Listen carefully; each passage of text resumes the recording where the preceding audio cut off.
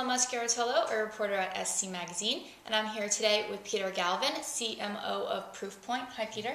Hi, Angela. How are you today? Good. How are you? Good, thank you. Thanks for having joining me. us. Today we're going to be talking about data loss threats on social networking sites. So I was talking to the CEO of a very small company with only 4 people the other day, and he said that about 2 years ago they started really embracing social networking sites to use for marketing and to communicate with customers, but with that there was a huge loss of control, he felt, and all of a sudden he started thinking about employee information and company information possibly being exposed online. Do you hear a lot of concerns like this? Absolutely. I think there's a lot of concern about overall data loss and data protection. And I think especially with social media sites where people have access to information and they can place that information on those sites. And I think one of the issues that companies have to face is what are the policies for actually using those social media sites by their employees in the organization? And then also not only teaching the employees about that, but also what are the technologies that you can put in place to prevent confidential information from going onto those sites. And so, many of the companies that we deal with are today looking at allowing their employees to go on those sites, but making sure that they put in the proper controls to be able to look at the data to prevent confidential information from getting on those sites. So a lot of the organizations you speak to are understanding the value that sites like Facebook can bring, but just want to control it. They're not outright blocking them.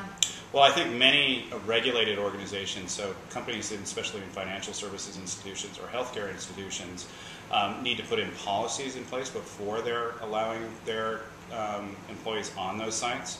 So I think it depends on the regulated nature of those industries, but I think there's two schools of camp today. One is that many corporations are just locking down those sites. They're locking down not only just social media sites, but any sites you think of, even like greeting card sites. They're preventing their users from getting to, because even on a greeting card you can put what could be considered confidential information on that greeting card site and deliver that to a prospective person.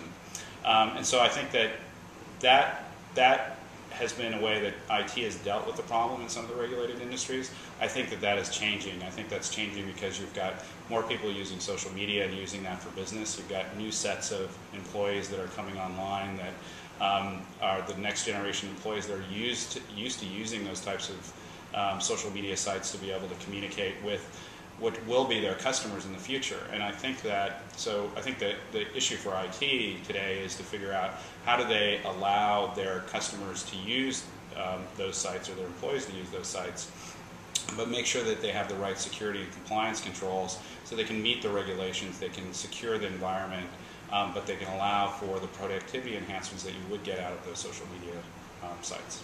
And in terms of the data loss risks of social media, what are they saying that they're most concerned about? Is it inadvertent leakages, or the risk of an employee getting infected with malware through the social networking site? What is it specifically? I think most of it is the leakage of confidential information, and it's really inadvertent. I think 99% of employees are trying to do good by the company, and so that's why whenever you look at social media sites or any activity that employees do, it's good to have, what are the policies that you have in place to be able to make sure that employees understand that, hey, this information is actually confidential and needs to be treated in a certain way.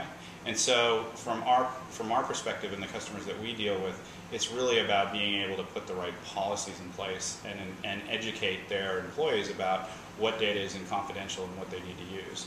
They're also, I think that because if you look at financial services and healthcare and pharmaceutical industries, where they're much more regulated industries, there's much more tighter restrictions about what information is confidential and making sure that they're protecting that information. So if it's credit card data, social security numbers, bank routing numbers, they want to make sure that that information is protected and not inadvertently put on a social media site, or put an email for that matter, or any other kind of electronic communications.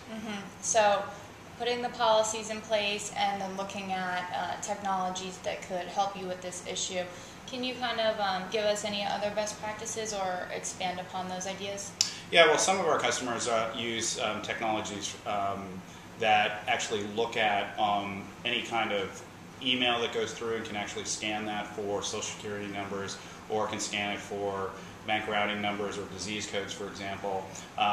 Even for social media sites, they have technology that can look at any kind of HTTP connection and the content that's in that connection. And then through a policy that you might have within one of those devices that our customer would have, they would create a policy that would say, well, let's block all of that content that has that kind of confidential information in it.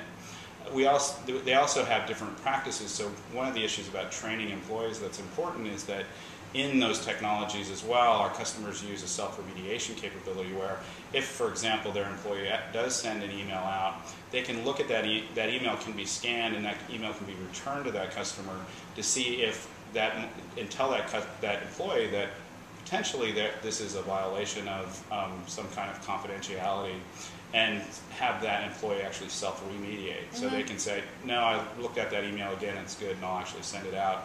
Or let me reframe that email so that it meets our policies. All right, so something like that is actually better than just telling them not to do something, because it'll catch it and then it'll allow the employee, I guess, to learn what they've done wrong. And it enforces that policy. I think other ways that customers are using technology is actually starting to use encryption technologies to actually encrypt the communication that's going between, for example, a doctor and patient. And so where there is confidential information that you need to share, and in the case maybe doctor and patient or financial professional with their clients, they can actually encrypt that communication. And so many of our customers use encrypted email as a way of being able to have that conversation and also include confidential information in that electronic conversation that they're having.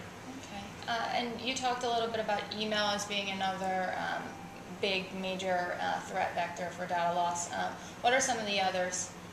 So I think it's really email. It's any kind of web activity that you would have. So social media sites, greeting card sites. If you think about any site where you actually can put information, even blogging and those types of capabilities, where companies need to have policies in place, because everybody in organizations are now starting to be part of the marketing department or the sales department and doing electronic communication. And so anywhere that you have the opportunity to do electronic conversations, you need to make sure that those employees understand the issues around confidentiality and the importance about private information to prevent that data leakage.